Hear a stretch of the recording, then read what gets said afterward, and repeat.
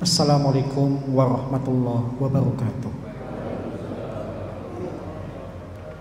Alhamdulillahi ala ihsanih wa syukurlahu ala taufiqi wa amtinanih. Asyhadu an la ilaha illallah wahdahu la syarika lahu ta'ziman li sya'nih. Wa asyhadu anna nabiyyana Muhammadan abduhu wa rasuluhu adda'i ila ridwanih. Allahumma shalli wa sallim wa barik alaihi wa ala alihi wa ashabihi wa ikhwanih, amma ba'd. Allahumma la sahla ila ma ja'altahu sahla wa anta taj'al hasna idza syi'ta sahla. Allahumma inni a'udzubika min qalbin la yakhsha wa min tu'ain la yusma wa min nafsin la tashba wa min ilmin la yanfa. Allahumma inni a'udzubika min haula arba'. Alhamdulillah, pada kesempatan malam hari ini Allah Subhanahu wa taala pertemukan kita kembali dalam keadaan sehat walafiat dalam rangka melaksanakan kewajiban kita kepada Allah, yaitu beribadah dan mensyukuri segala nikmat yang telah diberikan. Bapak-bapak, ibu-ibu yang semoga dirahmati oleh Allah, mohon maaf pada malam hari ini tidak bawa laptop karena ketinggalan.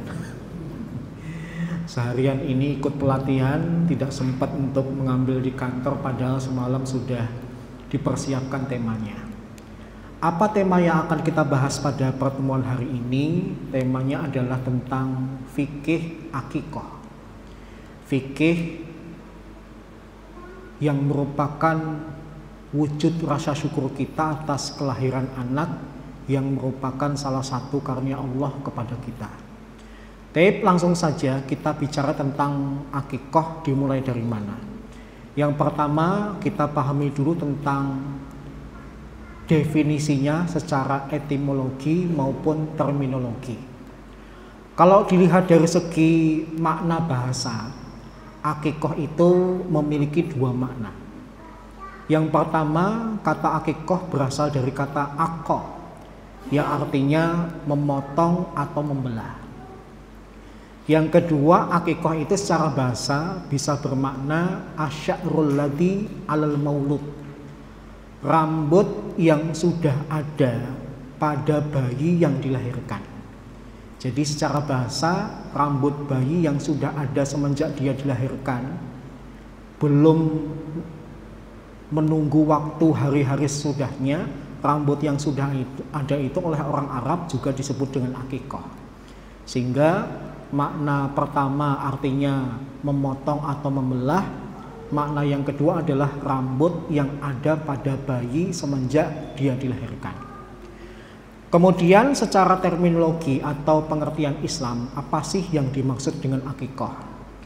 Banyak para ulama memberikan definisi, tetapi saya memilih definisi yang disepakati oleh para fuqaha karena terkesan ringkas tapi mencakup. Para fuqaha atau ahli fikih itu mendefinisikan yang namanya akikoh itu adalah ma yudakka syukron lillah bisyara'id makhsusah. Segala yang disembelih sebagai wujud syukur kepada Allah atas bayi yang dilahirkan dengan ketentuan-ketentuan tertentu. Ada beberapa kata kunci yang terdapat dalam definisi ini. Yang pertama adalah mayudakka. Jadi ada binatang yang disembelih. Disembelih kenapa? Karena ada bayi yang dilahirkan. Kita melakukannya karena kita bersyukur kepada Allah, tetapi untuk membedakan sembelihan ini dengan yang lain, ada ketentuan-ketentuan yang harus dilaksanakan. Jadi itulah definisi akikoh menurut para ulama. Kemudian sebelum kita lanjut tentang pembahasan berikutnya, sempat ada pembahasan apakah istilah akikoh itu diperbolehkan. Ada sebagian ulama yang tidak suka dengan istilah akikoh, tetapi ada juga yang membolehkan istilah akikoh. Yang tidak boleh menyebut akikoh karena ada indikasi dalam sebuah hadis di mana Nabi SAW pernah ditanya tentang masalah akikoh, kemudian Nabi memberikan komentar innallaha la yuhibbul uquq ka'annahu kariha al-isma. Nabi ditanya tentang akikoh, tapi kemudian Nabi menjawab sesungguhnya Allah itu tidak suka dengan perbuatan uquq, Seakan-akan Nabi tidak suka dengan istilah akikoh yang ditanyakan kepada beliau. Berdasarkan hadis ini kemudian ada sebagian ulama tidak suka dengan istilah akikoh, kemudian diganti dengan istilah yang lain. Apa? Nasikah. Yang artinya juga sembelihan yang ditujukan kepada Allah. Sehingga ada pendapat istilah akikoh tidak disukai. Tetapi menurut jumhur ulama, istilah akikoh itu yang sering ngomong adalah Nabi sendiri. Misalnya di dalam sebuah hadis yang populer, al-gulamu marhunatun bi akikotih. Setiap bayi yang dilahirkan itu tergadaikan dengan akikohnya. Yudbahu anhu yaumas sabi' wa yusamma wa yuhlaku ra'suh. Maka disembelihkan untuk si bayi pada hari ke-7, diberikan nama sekaligus digundul rambut di kepalanya. Yang mengatakan istilah akikoh adalah Nabi sendiri, sehingga jumhur ulama mengatakan istilah akikoh bukan istilah yang dibenci oleh Nabi, bukan istilah yang dihindari oleh Nabi untuk diucapkan, tetapi Nabi sendiri sering mengucapkannya. Sehingga kalau ada pembahasan boleh nggak mengucapkan istilah akikoh, memang ada sebagian ulama yang tidak suka dengan dalil yang kita sebutkan tadi, tetapi lebih banyak yang membolehkan bahkan menyukai. Kemudian pembahasan berikutnya, sama-sama sembelihan, apa sih bedanya akikoh dengan udhiyah atau sembelihan ketika Idul Adha? Para ulama membandingkan sama-sama sembelihan antara akikoh dengan udhiyah, ada persamaan tapi juga ada perbedaan. Persamaannya apa? Yang pertama, sama-sama mendekatkan diri kepada Allah dan bersyukur kepada Allah. Kemudian yang kedua, niatnya adalah ditujukan kepada Allah, bukan diniatkan kepada yang lain. Maka dilihat dari segi persamaannya antara akikoh dengan udhiyah adalah seperti ini. Tetapi kalau berbicara tentang perbedaannya, konon ada beberapa perbedaan antara akikoh dan udhiyah. Perbedaan pertama kata para ulama, kalau udhiyah itu bagusnya daging yang diberikan sudah matang. Tapi kalau udhiyah atau sembelihan ketika Idul Adha, bagusnya masih mentah. Maka perbedaan pertama adalah dari segi matang dan tidak matang alias mentahnya. Kemudian yang kedua, waktu penyembelihannya pun juga berbeda. Kalau akikoh itu disembelih berdasarkan waktu kapan bayi itu dilahirkan, tapi kalau udhiyah penyembelihannya waktunya dibatasi. Yang pertama adalah ketika hari penyembelihan Yaumun Nahar tanggal 10, kemudian dilanjutkan dengan 3 hari tasyrik sesudahnya, yaitu tanggal 11, 12, dan 13. Jadi kalau bicara akikoh waktu penyembelihannya luas, tapi kalau bicara tentang udhiyah waktu penyembelihannya terbatas. Kemudian yang ketiga, perbedaan antara akikoh dan udhiyah itu apa? Umumnya kebanyakan para ulama mengatakan akikoh itu binatangnya tunggal, yaitu kambing atau domba. Berbeda dengan udhiyah, boleh kambing atau domba, sapi atau unta.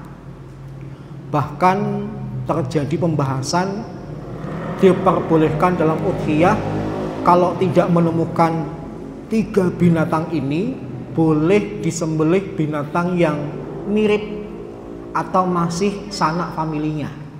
Kalau kambing ya kerabat kedekat adalah domba. Tetapi juga diduga ada binatang lain yang mirip dengan domba, yaitu apa? Alpaka. Ya, kalau bapak-bapak pernah atau sering nonton TV itu alpaka tuh, ya, konon mirip dengan kambing atau domba. Dari segi tulang mirip dengan kambing, tapi dari segi bulu kok mirip dengan domba gitu ya. Bahkan lehernya agak panjang sedikit. Nanti dicari di Google Pak, bentuknya alpaka itu bagaimana. Kemudian sapi itu yang mirip apa? Kerbau gitu ya. Kemudian yang ketiga yang mungkin sampai saat ini belum ditemukan familianya adalah onta gitu ya. Gitu ya. Tapi kalau udhiyah, para ulama banyak yang menekankan hanya boleh dengan domba atau kambing. Kenapa? Karena ketika Nabi mengakikahkan Hasan dan Husain, maupun ada riwayat Nabi itu mengakikahkan dirinya sendiri, pasti binatangnya kambing. Berbeda dengan udhiyah, Nabi pernah membolehkan para sahabat yang nyembelih sapi. Bahkan Nabi pernah mengirimkan sekitar 100 unta kepada penduduk Mekah yang nanti disembelih pada hari-hari penyembelihan. Sehingga binatangnya lebih bervariasi udhiyah, sedangkan akikah itu cuma satu binatang saja. Kemudian perbedaan yang terakhir antara akikah dengan udhiyah itu adalah kalau bisa ketika memasak tulang dari binatang akikah jangan dipotong-potong. Nanti motong-motongnya ketika akan dimakan. Tetapi kalau udhiyah beda. Meskipun belum dimasak, ketika masih mentah pun boleh dipotong-potong.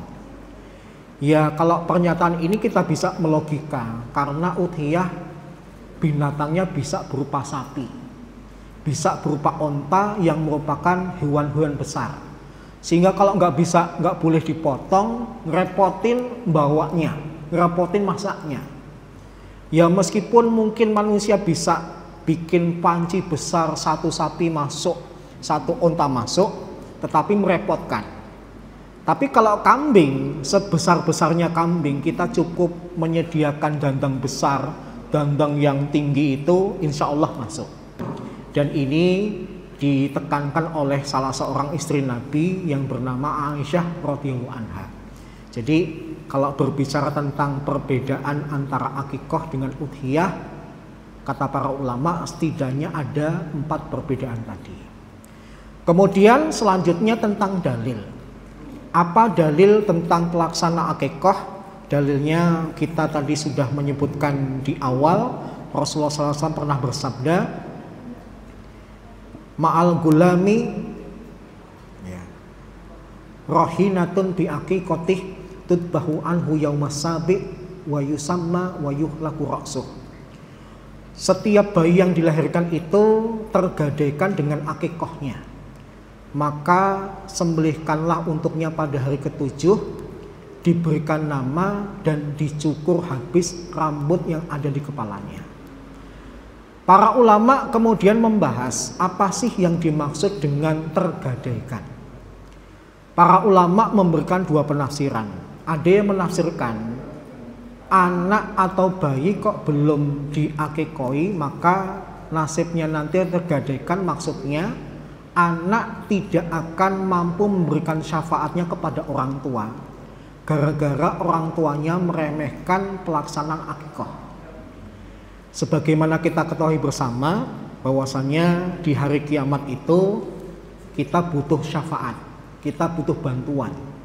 Dan salah satu pihak yang bisa memberikan bantuan dari orang-orang terdekat kita adalah anak kita. Tetapi berdasarkan informasi dari Nabi ini, anak terhalang untuk memberikan syafaat kepada orang tuanya gara-gara orang tuanya meremehkan untuk melaksanakan akikah. Kemudian yang kedua, ada juga yang menafsirkan kalimat tergadaikan itu sebenarnya kalimat untuk mengungkapkan wajibnya diakikoi. Meskipun ada yang mengatakan wajib, tapi sebenarnya sih para ulama madhab itu berbeda pendapat. Ada yang mengatakan wajib, ada yang mengatakan sunnah muakkadah, bahkan ada yang mengatakan mubah. Tetapi kalau kita mengikut jumhur ulama, konon yang namanya akikah itu yang lebih mendekati kebenaran hukumnya adalah sunnah muakkadah. Sebuah sunnah yang sangat ditekankan oleh Nabi, jangan diremehkan, kalau memang kita mampu laksanakan. Kemudian yang selanjutnya berkaitan dengan akikoh, ada beberapa praktek tentang akikoh yang terjadi di masyarakat. Yang pertama adalah akikoh yang melakukan adalah orang tuanya. Maka ini tanpa khilaf para ulama mengatakan inilah yang mendekati kebenaran tanpa ada perbedaan pendapat para ulama tentang pelaksanaannya. Jadi setiap ada bayi yang dilahirkan, orang tuanya berkewajiban untuk mengakoi jika mampu.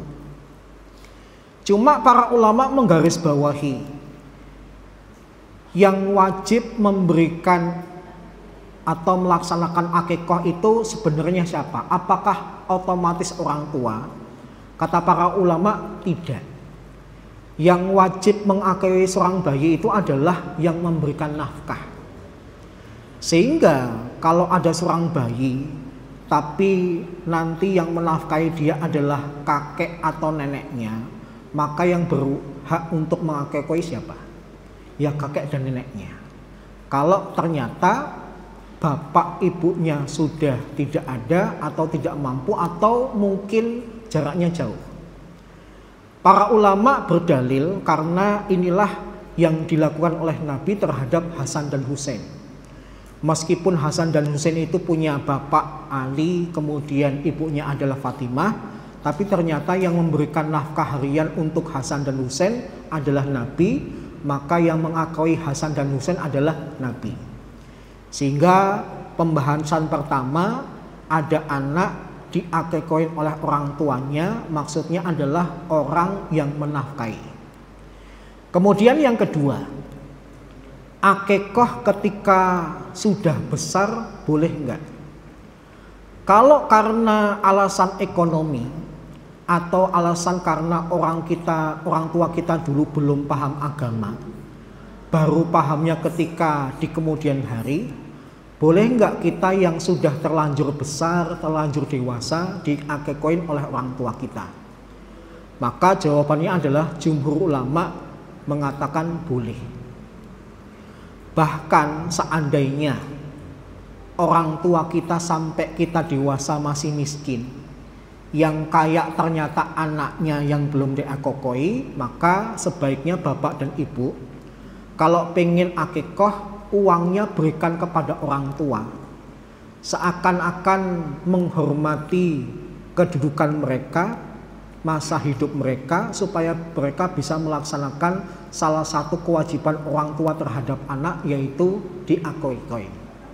Meskipun mungkin biayanya dari duit kita, bukan orang tua, tapi untuk menghargai keberadaan orang tua dan agar lengkap pelaksanaan kewajibannya, sebaiknya uangnya diberikan kepada orang tua, pengurusan akikohnya diserahkan kepada mereka, kemudian diakikoin, tidak masalah. Hindari meskipun kita yang punya duit, kemudian orang tua tidak dilibatkan, kita beli kambing sendiri, dimasak sendiri, kemudian dibagiin sendiri, orang tua tidak dilibatkan. Meskipun sama-sama judulnya akikoh, saya khawatir orang tua merasa diremehkan, merasa tidak dianggap ada. Paham ya? Sehingga akikoh ketika sudah dewasa itu diperbolehkan karena mungkin beberapa faktor. Mungkin orang tua kita dulu ekonominya lemah. Yang kedua, mungkin orang tua kita dulu tidak belajar agama, tidak paham agama, pahamnya di kemudian hari. Maka tetap diperbolehkan. Kemudian pembahasan ketiga, akikoh sendiri itu boleh enggak? Para ulama yang mengatakan boleh berhujjah dengan sebuah hadis yang diriwayatkan oleh Al-Bazzar. Karena Nabi sallallahu alaihi wasallam aqqa bi nafsihi ba'da nubuwah. Nabi itu mengakikoi dirinya sendiri setelah beliau diangkat menjadi nabi. Hadis riwayat Al-Bazzar. Cuma para ulama memperselisihkan hadis ini sahih atau tidak. Tetapi kesimpulannya dari penelitian para ulama para ulama belum menemukan titik temu apakah hadis ini mampu dijadikan dalil seseorang boleh mengakikoi dirinya sendiri atau tidak diperbolehkan. Karena ketika saya belajar, setahu saya ada dua versi. Versi pertama adalah konon yang mengakui Nabi adalah Abdul Muthalib. Karena kita ketahui bersama, Nabi itu lahir dalam keadaan yatim dan ibunya adalah seorang janda. Maka yang nanggung nafkahnya Nabi Muhammad siapa? Tidak lain adalah Abdul Muthalib. Ada riwayat dalam kitab-kitab sejarah yang mengakui Nabi Muhammad adalah Abdul Muthalib sang kakek. Tetapi kalau kita belajar hadis, kita baca hadis riwayat Al-Bazzar, ternyata ada riwayat Nabi mengakui dirinya sendiri ketika beliau sudah diangkat menjadi Nabi. Sehingga ada dua versi, diakekuin atau ngakekuin dirinya sendiri. Sehingga meskipun hadisnya masih dipersisihkan, ada kemungkinan orang mengakui dirinya sendiri itu tetap diperbolehkan di dalam Islam. Kemudian yang keempat adalah orang yang sudah meninggal boleh nggak diakikoin. Nah, untuk poin keempat ini para ulama memberikan jawaban boleh dengan syarat. Syaratnya apa? Syaratnya orang yang wafat itu ketika hidup sempat bernadar atau ngomong pengen akikoh, tapi qadarullah sampai meninggal belum diakikoin. Misalnya saya punya ibu saya kemudian cerita, ibu ini ternyata belum diakikoin. Ibu mau nabung, nanti kalau sudah cukup ibu mau beli seekor kambing, kemudian kambingnya disembelih untuk akikohnya ibu. Qadarullah baru nabung sedikit, ibu saya meninggal. Maka para ulama mengatakan kalau si mayit pernah cerita ada keinginan untuk mengakui dirinya sendiri, maka sebagai anak saya menganggapnya itu adalah wasiat. Saya kemudian beli seekor kambing, disembelih, diniatkan akikoh untuk ibu saya. Tapi kalau orang tua sama sekali belum pernah cerita tentang akikohnya dan tidak pernah cerita tentang keinginan untuk melaksanakan akikoh, maka nggak usah diakikoin. Kenapa? Karena keluarga Nabi yang meninggal lebih dulu sebelum beliau itu tidak ada riwayat Nabi menyengaja untuk mengakikoi. Tidak ada riwayat Khadijah yang meninggal lebih duluan Nabi kemudian nyembelih kambing, ini akikohnya untuk Khadijah. Nabi punya anak Abdullah dan Al-Qasim yang meninggal lebih duluan, Nabi tidak ada riwayat ini akikoh untuk Abdullah dan Al-Qasim yang meninggal duluan. Sehingga poin keempat, boleh enggak orang yang sudah meninggal itu diakikoin? Jawabannya tergantung si mayat itu pernah mengungkapkan keinginannya atau tidak. Kalau sudah boleh diakikoin, tapi kalau belum atau tidak pernah mengatakan keinginannya, nggak usah diakikoin. Kemudian selanjutnya tentang pelaksanaan akikoh. Para ulama mengatakan akikoh itu berdasarkan sabda Nabi bagusnya dilaksanakan di hari ke-7. Cuma nanti akan ada madhab lain yang berpendapat lain. Ada madhab yang mengatakan kalau nggak bisa hari ke-7 laksanakan di hari ke-14, kalau 14 nggak bisa 21. Dan ini pendapat Imam Ahmad dengan madhab Hambalinya. Jadi kalau hari 7 nggak bisa 14 nggak bisa 21. Kalau 21 nggak bisa gimana Pak? Menurut madhab ini nggak usah. Berarti kategorinya tidak mampu, tidak bisa melaksanakan akikoh. Jadi toleransinya 7, 14, 21. Yang paling longgar itu adalah dalam madhab Syafi'i. Meskipun madhab Syafi'i menyukai akikoh dilaksanakan pada hari ke-7, tapi hakikatnya para ulama-ulama Syafi'iyah mengatakan bisa dimajukan, bisa dimundurkan. Sehingga terkesan kapanpun orang tua punya dana untuk mengakekoi, silahkan. Kenapa ada penekanan pada hari ketujuh? Kata para ulama Syafi'iyah, itu diperkirakan hari di mana sang istri sudah mulai agak sehat, mampu bertemu dengan para tamu yang datang ke rumahnya, ikut bergembira atas kelahiran anaknya. Ya, kita tahu orang melahirkan itu ada yang normal, ada yang sesar.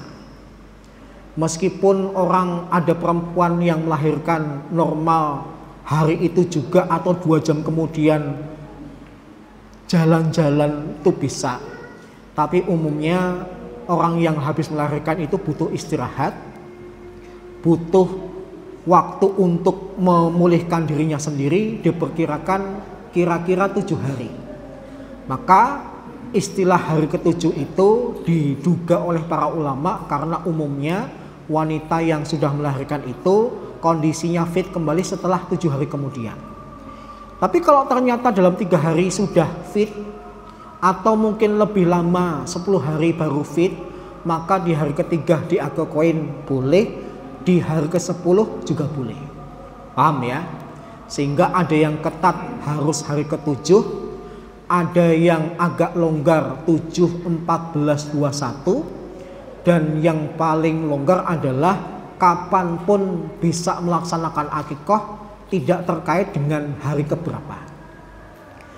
Kemudian pelaksanaannya, ngitung hari itu ternyata para ulama ada 2 versi. Hari ke-7 itu ngitungnya gimana? Kalau dalam madhab Maliki, anak lahir pada hari Senin, akikohnya berarti hari Ahad. Hari Senin itu dianggap hari sudah dihitung 1 hari. Tapi kalau metodenya Ibnu Hazm Adz-Dzahiri, hari lahir anak itu nggak dihitung, baru dihitung esok harinya. Sehingga kalau ada anak lahir pada hari Senin, akikohnya Senin depan. Logika atau penjelasannya Ibnu Hazm itu apa? Anak itu dihitung 1 hari kalau sudah 24 jam. Paham ya? Misalnya anak lahir Senin jam 6 pagi. Dikatakan bayi ini usianya 1 hari kapan? Besoknya. Besok pagi jam 6. Paham ya? Sehingga kalau bapak-bapak menemukan tetangga kita akikohnya, anaknya lahir Senin, akikohnya dibagi hari Ahad, silahkan bapak hormati. Ada yang lahir Senin, akikohnya juga hari Senin, juga bapak hormati. Karena para ulama menemukan ada 2 pendapat tentang pelaksanaan akikoh. Ada yang hari kelahiran dihitung, ada yang menganggap esok harinya itu baru dihitung. Tapi kalau di masyarakat kita yang lebih sering yang mana Pak? Hari lahir dihitung nggak? Hari lahir dihitung, berarti hari Senin lahir kemudian Ahadnya diakikoi. Ya. Tip. Kemudian pembahasan tentang nyembelihnya kapan.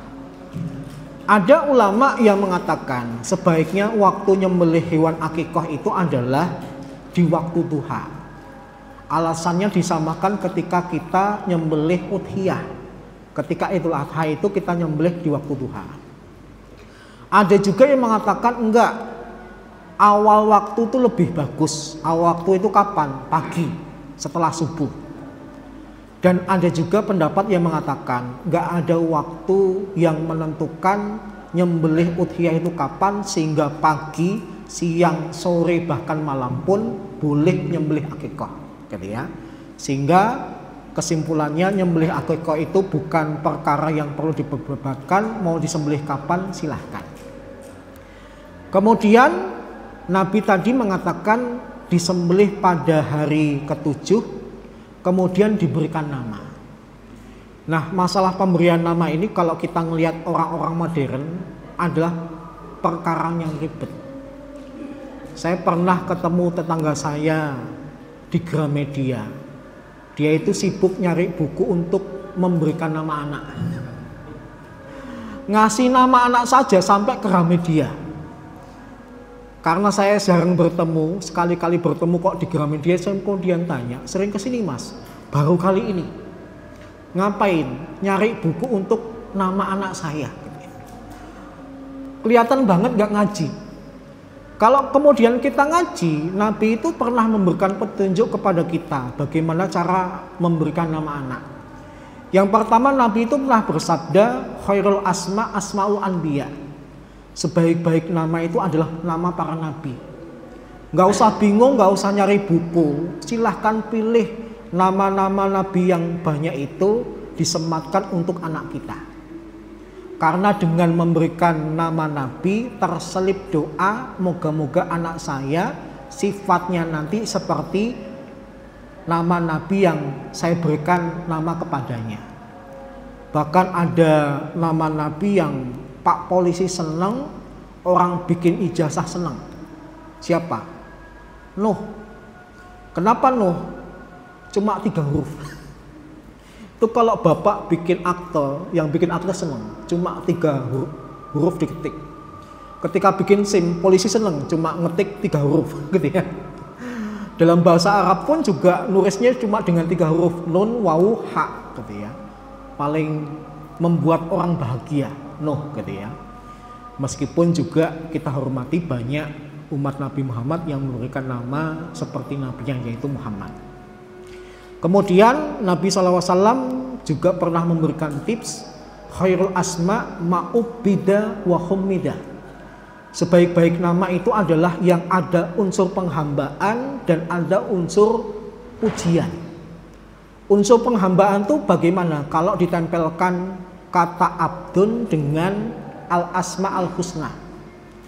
Nama-nama Allah yang 99 itu salah satunya ditempelkan dengan kata abdun.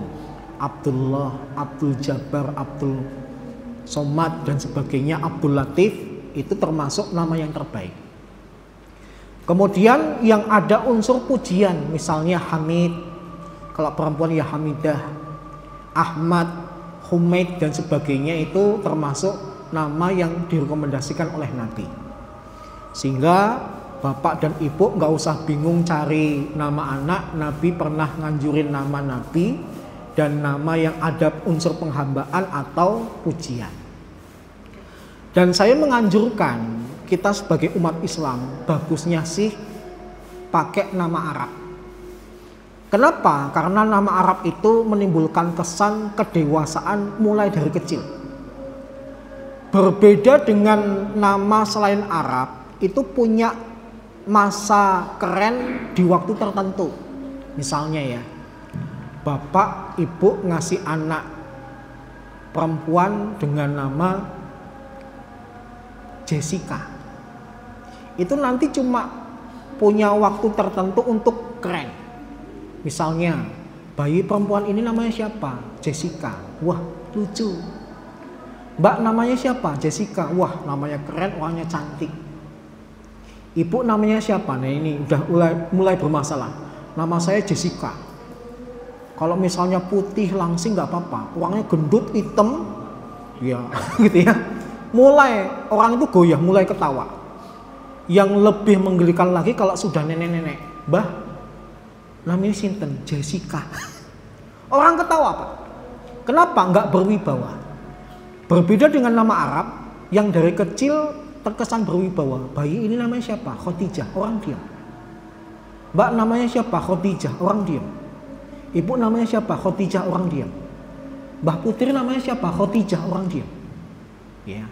Saya tidak mengatakan nama selain Arab buruk, tapi jadikan kosakata pertama itu nama Arab supaya terkesan berwibawa.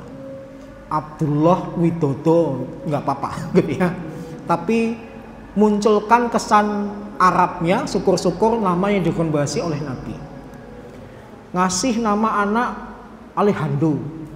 Bayi laki-laki namanya siapa? Alejandro. Wah, lucu. Mas namanya siapa? Alejandro. Wah, gagah, keren. Bapak namanya siapa? Alejandro. Wah, masih gagah. Tapi kalau sudah Mbah Kakung namanya siapa? Alejandro gitu ya. Cucunya malu Pak. Paham ya? Jadi kalau Bapak bandingkan nama Arab dengan nama selain Arab tuh, Arab tuh senantiasa dewasa, disegani, kapanpun disematkan kepadanya. Berbeda dengan nama orang-orang Barat dan sebagainya. Tep gitu ya. Jadi di hari ke-7 diberikan nama, kemudian plus dicukur habis rambutnya. Lafal yang digunakan oleh Nabi adalah yuhlaku ra'suh, digundul. Maka di antara ritual dalam akikah itu adalah mencukur rambut bayi. Setidaknya para ulama menemukan ada 5 sahabat yang meriwayatkan tentang mencukur rambut bayi, kemudian rambutnya ditimbang. Bahkan di dalam hadis menimbang rambut bayi itu ada 2 takaran. Satu nanti dikonversi dengan emas, yang satu dikonversi dengan perak. Ya. Sehingga mohon maaf, ini bukan perbedaan yang membuat kita bingung, tapi malah memberikan solusi atas kondisi dompet kita. Paham ya? Kalau bapak dan ibu habis beli kambing untuk si anak, duitnya masih banyak, maka nanti rambut yang dicukur, ditimbang, dikonversikan dengan beratnya emas, kemudian disedekahkan. Kenapa? Duitnya masih banyak. Tapi kalau beli 2 kambing ini aja udah habis-habisan, pakai ngutang sedikit gitu ya, maka nimbangnya dengan perak, yang notabene perak lebih murah, lebih meringankan dibandingkan dengan emas. Saya tadi pagi ngelihat berita, hari ini emas tuh harganya mencetak rekor. Berapa Pak? 2,4 juta. Gak main-main. Maka beruntunglah yang suka ngoleksi emas. Ini saatnya jual karena untungnya banyak banget. 2,4 juta. Saya dulu aja ketika nikah masih 1 gramnya 500.000, nggak nyangka dalam waktu 4 tahun jadi 2,4 juta gitu ya. Baik, sehingga kembali lagi ritual dalam akikah ada mencukur rambut anak, ditimbang, dikonversi dengan emas atau perak. Emas itu kalau kondisi keuangan kita masih bagus, kalau kemudian kondisi keuangan kita tinggal dikit, silahkan dikonversi dengan perak kemudian disedekahkan. Kemudian pembahasan terakhir, binatangnya berapa? Kalau berdasarkan riwayat yang sesuai dari Nabi, anak laki-laki disembelihkan 2 ekor kambing dan anak perempuan 1 ekor kambing.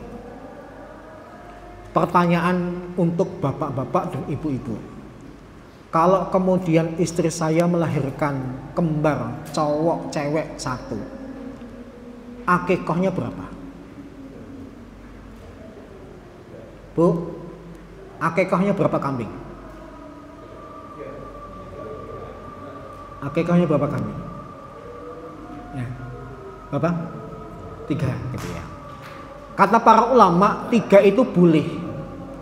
Tapi hukum asalnya adalah kalau dalam kelahiran itu ada anak laki-laki, meskipun berbilang nanti ada ceweknya atau juga laki-laki, maka hukum asalnya nyembelihnya cuma 2. Paham ya?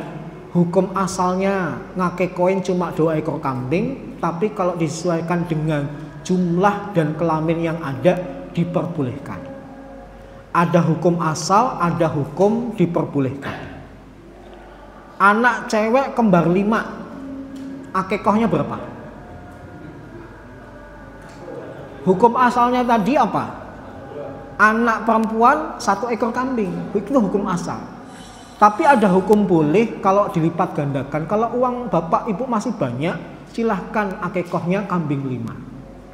Paham ya?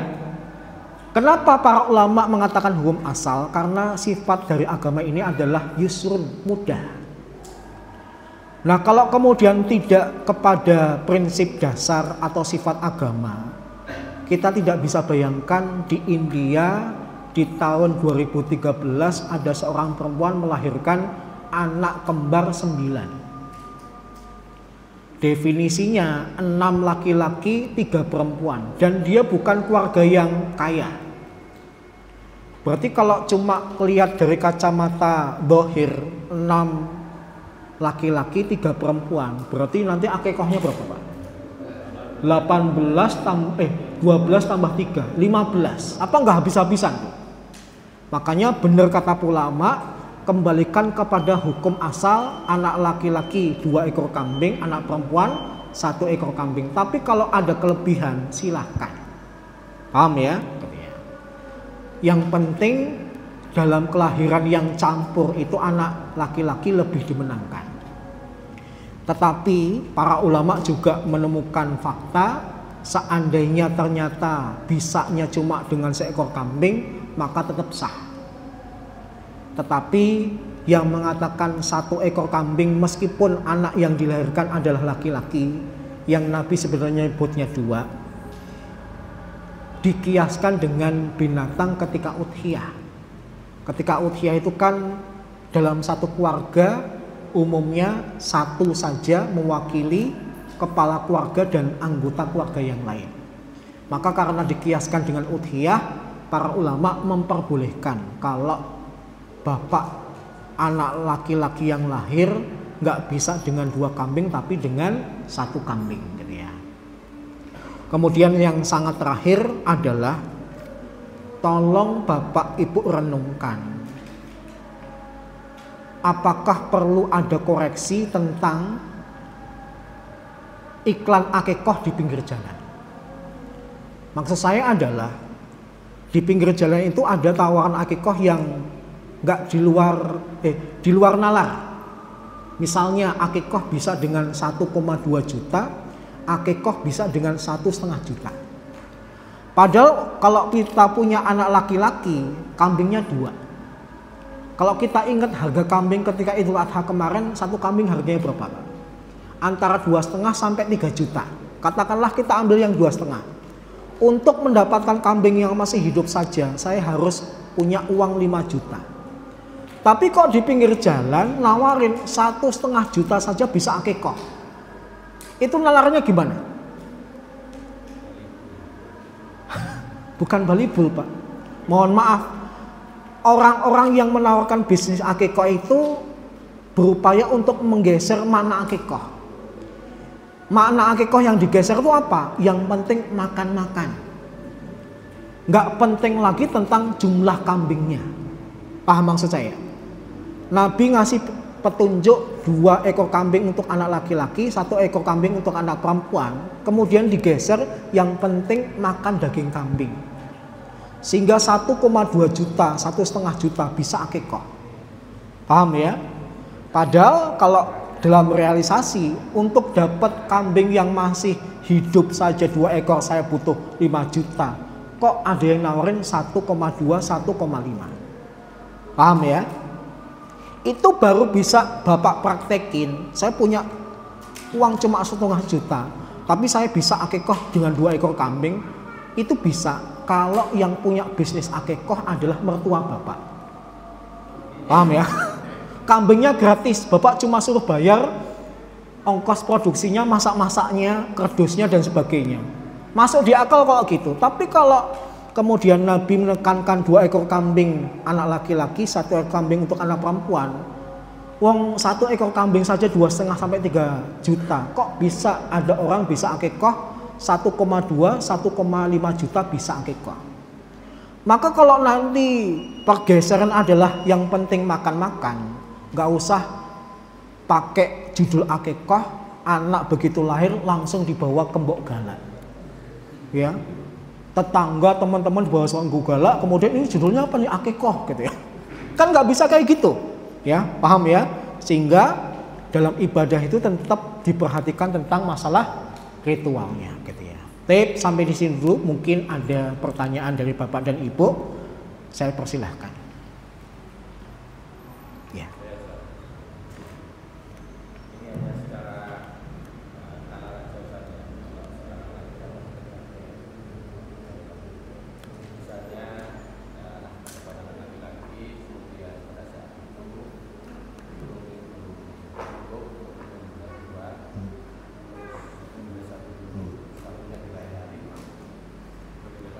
Ya.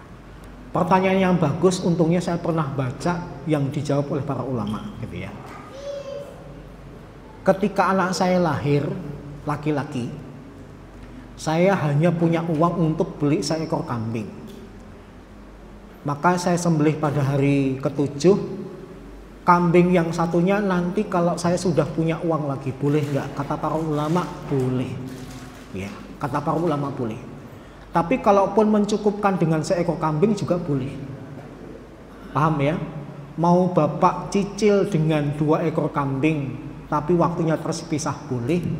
Mau mencukupkan dengan 1 ekor kambing di waktu yang lebih tepat itu juga boleh. Yang menjawab adalah Lajnah Daimah, kumpulan ulama Saudi Arabia. Mereka pernah ditanya dengan pertanyaan yang sama, mereka menjawab dengan perkataan boleh. Wallahu a'lam bishawab. Ada lagi? Ya.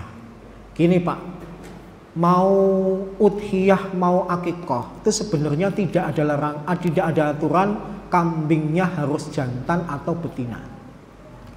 Tapi kenapa dihindari betina? Karena ketika nyembelih kambing betina itu ada potensi resikonya. Jangan-jangan ketika disembelih ternyata lagi hamil. Atau mungkin lagi menyusui, nanti anak-anaknya masih butuh susunya, kasihan anak-anaknya. Maka dicarilah yang jantan. Tapi subhanallah, Allah ketika menjadikan binatang-binatang sembelihan, ternyata yang jantan lebih banyak daripada betinanya. Dunia hewan sembelihan itu beda dengan dunia manusia. Kalau manusia lebih banyak apanya Pak? Perempuannya daripada laki-lakinya. Tapi kalau binatang sembelihan, Allah takdirkan lebih banyak jantannya daripada betinanya. Sapi di Boyolali, sampai kapanpun tidak akan ada berita Boyolali defisit sapi jantan lebih banyak sapi betinanya. Setiap hari sapi di Boyolali itu disembelih, tapi Allah tetap mentakdirkan lebih banyak yang jantan daripada yang betina.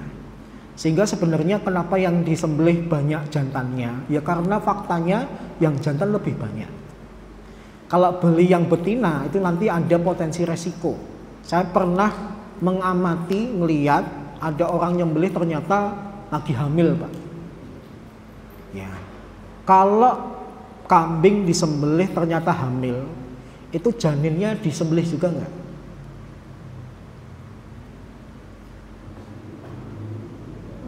Disembelih juga enggak? Karena Nabi pernah bersabda yang menimbulkan 2 penafsiran, zakatul janin, zakatul ummi. Penyembelihan janin, penyembelihan induknya. Nah, perkataan Nabi ini menimbulkan 2 penafsiran. Jangan-jangan perkataan Nabi ini adalah induknya disembelih, janinnya disembelih. Atau penyembelihan si janin terwakili dengan penyembelihan induknya. Kira-kira yang lebih mendekati kebenaran yang mana? Induk sama janin disembelih atau janin nggak usah disembelih terwakili oleh induknya? Kira-kira yang mendekati kebenaran yang mana Pak? Yang kedua. Tapi kalau saya melihat kondisinya, kalau ternyata janin itu dikeluarkan masih hidup, ya disembelih. Tapi ketika dikeluarkan ternyata sudah mati, nggak usah disembelih. Ngapain nyembelih kalau udah mati? Paham ya? Zakatul janin, zakatul ummi itu maksudnya kalau dengan nyembelih induknya janin sudah mati, janin nggak usah disembelih. Tapi kalau masih gerak-gerak hidup, maka supaya sah disembelih gitu ya. Baik. Ada lagi sebelum kita tutup? Ampun? Ya. Kalau tidak ada, alhamdulillah, moga-moga bisa dipahami. Kurang lebihnya mohon maaf. Mari kita tutup bersama dengan doa kafaratul majelis. Alhamdulillah, subhanakallahumma wa bihamdika, asyhadu an la ilaha illa anta, astaghfiruka wa atubu ilaik. Amin. Assalamualaikum warahmatullahi wabarakatuh.